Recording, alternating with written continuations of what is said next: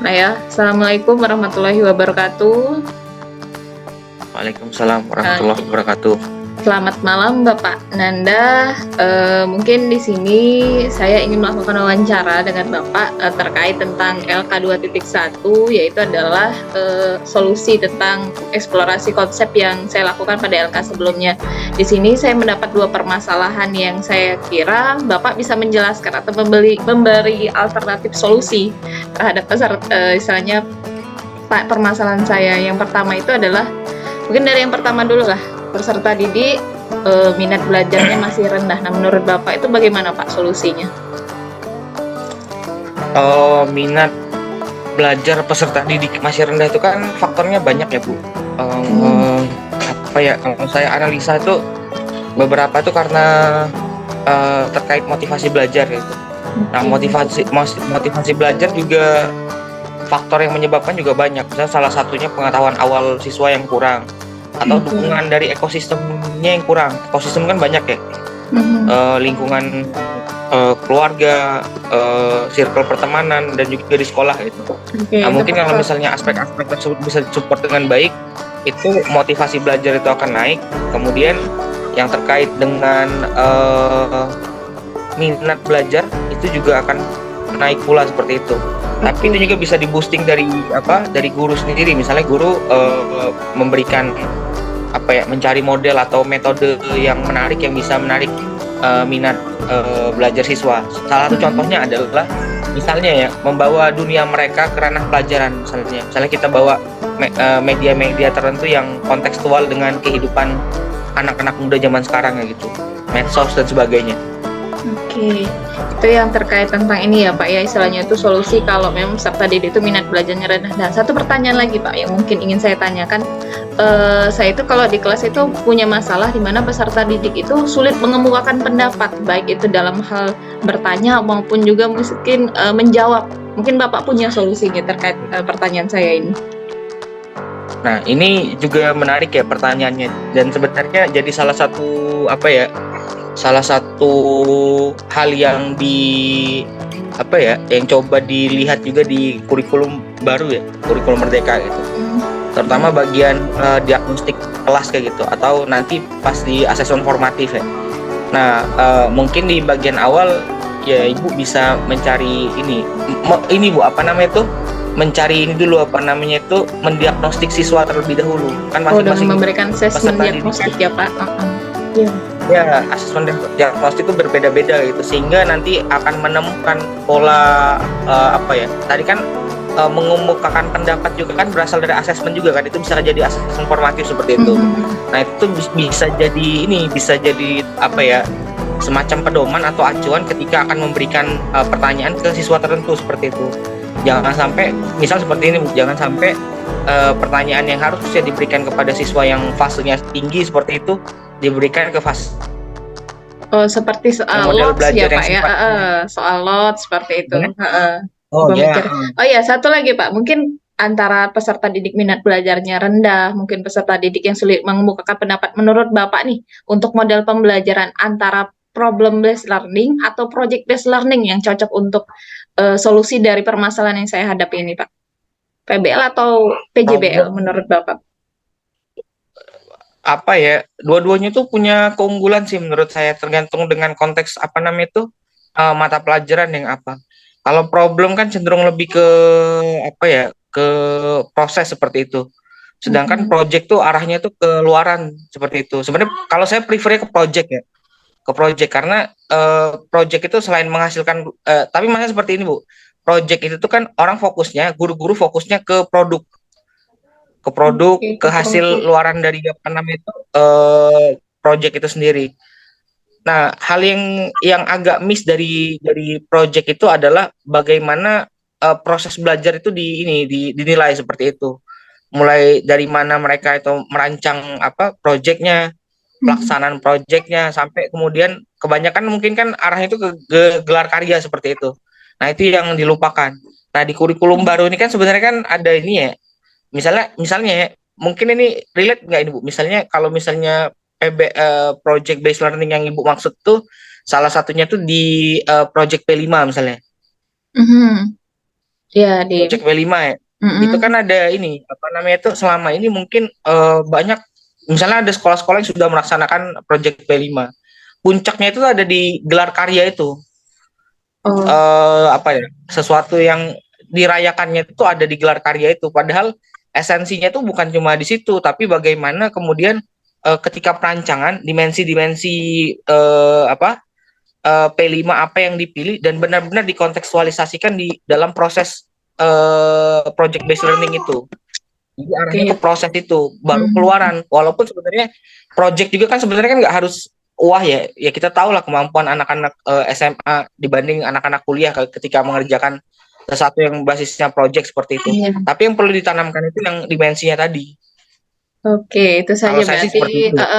lebih Ya, ke project ya Pak ya, tapi sebenarnya PBL juga bisa. Oke, terima kasih Bapak untuk waktu dan kesempatannya, sudah berkenan baik, untuk terima kasih. memberikan solusi terhadap permasalahan saya. Saya akhiri, Assalamualaikum warahmatullahi wabarakatuh. Selamat malam Pak. Waalaikumsalam warahmatullahi wabarakatuh. Selamat malam. Oke, mm-mm. Baik, Oke. Assalamualaikum warahmatullahi wabarakatuh. Selamat malam Ibu Martina. Waalaikumsalam warahmatullahi wabarakatuh. Selamat malam, Bu Nopi. Baik, di sini mungkin, saya minta izin ya Bu ya, minta waktunya sebentar. Di sini saya punya, permasalahan terkait tugas PPG saya, yaitu tentang LK2.1 tentang alternatif solusi. Di mana saya punya 2 permasalahan yang saya pikir, Ibu sebagai sivitas akademika yang bisa mungkin bisa memberi solusi terhadap permasalahan saya ini. Soal yang pertama mungkin peserta didik minat belajarnya itu masih rendah. Ini yang menjadi permasalahan saya. Kenapa peserta didik itu punya minat belajar yang rendah? Nah, kira-kira Ibu punya solusinya tidak? Bisa dijelaskan, Oke, Bu? eh, terima kasih Nopi pertanyaannya yang sangat bagus sekali ya. Ini permasalahan yang dari dulu selalu ditanyakan bahwa peserta didik itu minat belajarnya masih rendah. Ini bisa jadi karena guru belum optimal dalam pemanfaatan media belajar, juga guru juga belum paham bagaimana cara mengoptimalkan peserta didik sesuai dengan kebutuhan peserta didik. Makanya di sini guru harus mampu uh, mengajarkan peserta didiknya itu dengan sesuai dengan kebutuhan siswa. Oh, berarti Seperti harus itu. mengakomodir ya, Bu, ya, Uh, karakteristik gaya belajar siswa si peserta iya, didik tadi. Oke. iya Eh, betul. Kalau kita itu. sudah uh, apa kebutuhan belajar anak audio itu seperti apa, kebutuhan belajar anak audio visual itu seperti apa, anak kinestetik yang suka bergerak itu seperti apa, maka minat belajar anak itu akan meningkat karena dia merasa kebutuhannya itu terpenuhi. Lalu Oke. juga saya merasa juga guru juga harus mampu untuk belajar bagaimana emosional anak itu bisa dioptimalkan dalam pembelajaran. Jadi saat anak sedang sedih, senang, atau lagi sedang semangat seperti itu, saat kita mengetahui emosional anak tersebut, maka pembelajaran itu akan lebih lebih cepat masuk. Jadi saat dia sedih, kita harus uh, perbaiki dulu mood anak sehingga dia Oke, buat anak. optimal Heeh. dan minat belajarnya bisa meningkat seperti itu. Oke, gaya belajarnya kita dia harus difasilitasi dulu, harus dikelompok-kelompokkan, kemudian juga tentang istilahnya emosionalnya ya Bu ya. Oke, itu dari yang solusi yang dari pertanyaan saya yang pertama. Nah, ini ada satu pertanyaan lagi Bu yang ingin saya tanyakan, yaitu adalah bagaimana solusinya Bu? Di mana kalau di dalam pembelajaran di kelas saya itu ada peserta didik itu sulit mengemukakan pendapat baik pada saat proses kegiatan belajar mengajar, misal kayak memberi pertanyaan atau juga istilahnya itu bertanya, menjawab dan bertanya itu sangat sulit sekali mengemukakan pendapat. Bagaimana Bu solusinya menurut Ibu? Oke, solusi yang pertama adalah tidak memberi memberikan judgement kepada anak bahwa oh anak ini pemalu, oh anak ini tidak bisa memberikan pendapat. Jadi peserta yang didik yang sulit mengungkap itu bisa jadi karena dia belum menemukan kepercayaan dirinya untuk untuk menyampaikan pendapatnya, sehingga kita sebagai guru harus menjadi orang yang bisa membuat peserta didik itu dapat percaya diri untuk menyampaikan solusi atau pendapatnya itu. Salah satunya kita harus dapat memberi apresiasi. Jadi sekecil apapun yang dilakukan oleh peserta didik harus kita berikan apresiasi yang baik, sehingga nanti ke depannya dia akan makin berani lagi dalam memberikan atau mengemukakan pendapat. Lalu kita juga harus menggunakan metode pembelajaran yang membuat anak aktif untuk dapat mengemukakan pendapat, misalnya pembelajaran problem basic learning atau pembelajaran yang mengaktifkan siswa, sehingga nanti PBL diskusi tidak hanya ada satu atau dua anak, tetapi semua anak juga berani untuk menyampaikan pendapatnya. Kita sebagai guru itu harus beranggapan bahwa anak itu semuanya bisa asal kita memberikan mereka peluang seperti itu. Karena kepercayaan diri itu kan tidak bisa langsung ada, karena si anak itu kan berbeda latar belakang, profil pelajarnya juga berbeda, juga kebutuhannya juga berbeda, gaya belajarnya berbeda. Jadi setiap anak mempunyai ciri khas. Jadi kita sebagai guru harus mengembangkannya. Gitu. Oke, berarti ada sudah 2 pertanyaan sudah saya berikan. Terima kasih untuk solusi antara waktu dan perkenannya juga, Bu. Maaf mengganggu waktunya malam-malam nih untuk bertanya terkait tentang LK 2.1 saya. Berarti sudah saya temukan pendapatnya. Itu saja, Bu. Saya akhiri. Assalamualaikum warahmatullahi wabarakatuh. Waalaikumsalam warahmatullahi wabarakatuh. Izin untuk di sini saya punya tugas dari LK 1.2.1 di mana itu ada tentang solusi alternatif untuk masalah. Jadi saya itu mengidentifikasi masalah itu ada 2. Yang pertama merupakan peserta didik sulit menemukan pendapat, dan yang kedua itu minat peserta didik yang rendah. Saya kira untuk mewawancara Ibu Tuti di sini Ibu kompeten di dalam untuk memberikan solusi terhadap permasalahan saya ini. Mungkin untuk yang pertama saja langsung ya Bu, menurut Ibu atau solusi yang Ibu bisa sampaikan terkait tentang peserta didik itu ketika proses KBM itu mengalami kesulitan baik dimintai untuk menjawab maupun bertanya di situ, mereka sangat sulit sekali untuk mengungkapkan pendapat. Bagaimana menurut Ibu? Baik, kalau di hukum Newton 3 itu Bu, ada aksi ada reaksi. Kita tidak bisa menyalahkan secara langsung kemampuan anak menanggapi pertanyaan ataupun langsung bertanya jika kita belum menjadi contoh terbaik. Bagaimana caranya? Yang pertama mungkin komunikator, kita jadi komunikator yang baik. Mungkin saja dalam mengajukan pertanyaan kita tidak jelas kata anak. Jadi jadilah komunikator yang baik. Komunikator yang baik itu setiap anak mengeluarkan pendapat atau nanti berpendapat, bertanya, perhatikan, berikan umpan balik, apresiasinya, tatap wajahnya gitu kan, sehingga mereka merasa didengarkan. Lalu kebiasaan itu timbul karena pembiasaan. Ibu mesti harus membiasakan dalam pembelajaran. Misalkan metode belajarnya diskusi, metode belajarnya debat, misalnya pro kontra, Sehingga suasana-suasana itu mengharuskan anak untuk ngomong gitu ya. Jadi begitu pro memberi, kontra menanggapi dan sebagainya, saya kira itu nuansa yang harus sering diciptakan oleh guru. Lalu mengapresiasi. Jadi anak-anak akan semangat ketika pendapatnya diapresiasi, tidak dijatuhkan. Karena pendekatan suara, ya, suara itu strength, creativity, appreciation, dan reflection. Strength, kekuatan apa yang dimiliki anak-anak itu kita tonjolkan.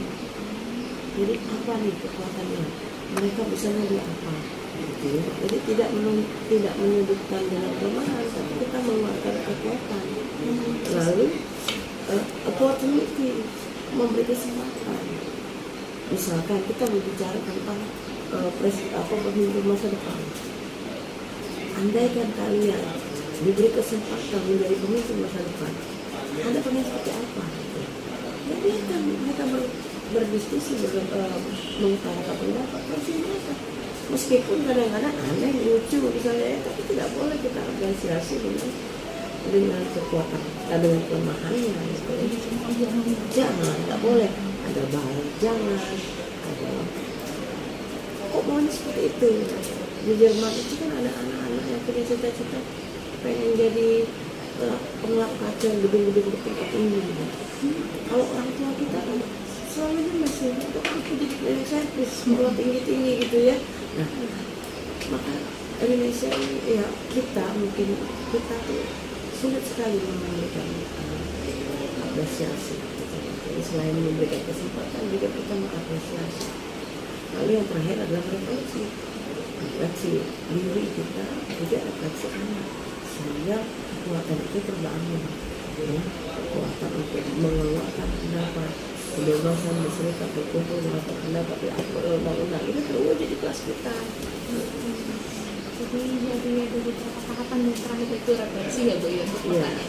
Nah, kemudian satu pertanyaan lagi Bu, untuk identifikasi yang kedua di sini, selain mereka sulit mengemukakan pendapat, ada juga ternyata saya temui di kelas itu peserta didik ini dengan belajarnya itu sangat rendah gitu.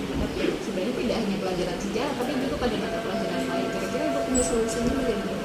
Ya, yang pertama kalau kita sudah menanamkan menumbuhkan kepercayaan diri ke anak-anak melalui tadi ya kekuatan komunikasi, saya kira itu salah satu menentukan nilai.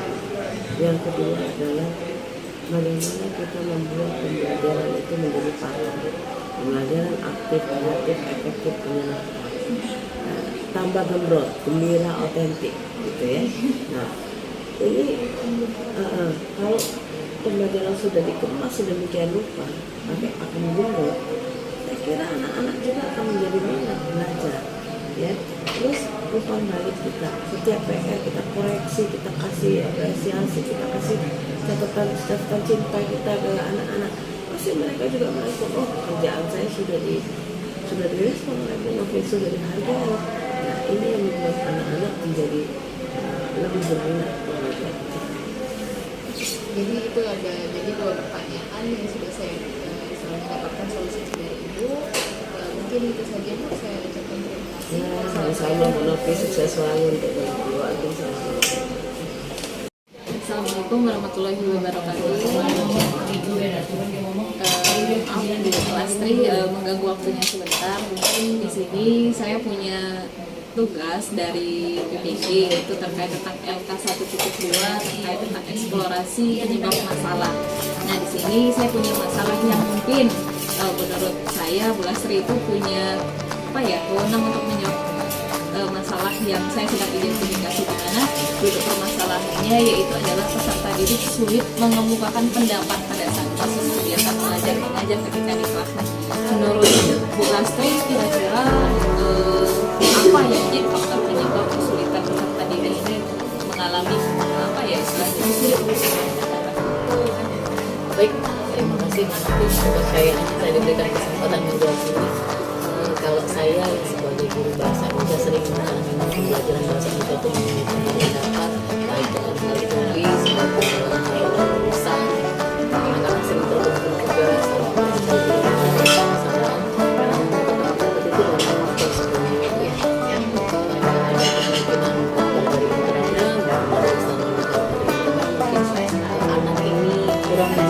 kepercayaan diri nanti ketika mereka diberikan kesempatan untuk menjawab pertanyaan baik itu yang sama itu mengungkapkan pendapat itu takut percaya diri sehingga mereka takut untuk mengungkapkan atau salah atau bagaimana sih, makanya belum berani tadi.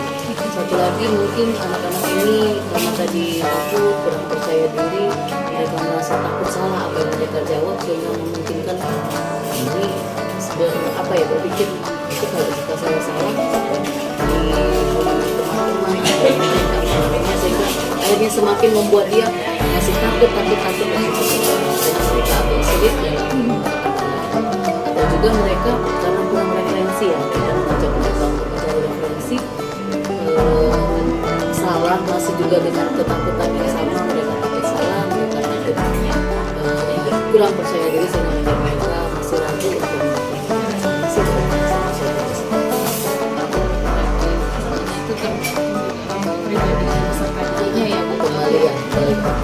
menurut kalau dari pakar sama ibu ada karena mungkin bisa juga Bu anak-anak tadi dengan kita sebagai guru memberikan kesempatan dia memberikan biar agar dia mengajar dia untuk agar percaya diri tadi sedikit membantu membuat anak-anak benar kembali lagi ke faktor internal lagi mereka bisa percaya diri, kita bisa membantu dia dengan ayo nah kita coba kita bantu kita fasilitasi mereka memberikan jalan keluar sehingga mereka berani mengatakan berarti ada faktor internal ada ya. nah kira-kira nih khusus ada solusinya sih biar si peserta didik ini berani tampil atau mungkin berani pede lah di depan kelas ketika menyampaikan kembali ke proses ya anak yang mau belajar dan mereka walaupun salah berani mencoba dari kata kuncinya berani anak-anak mungkin akan mengambil sendirinya bisa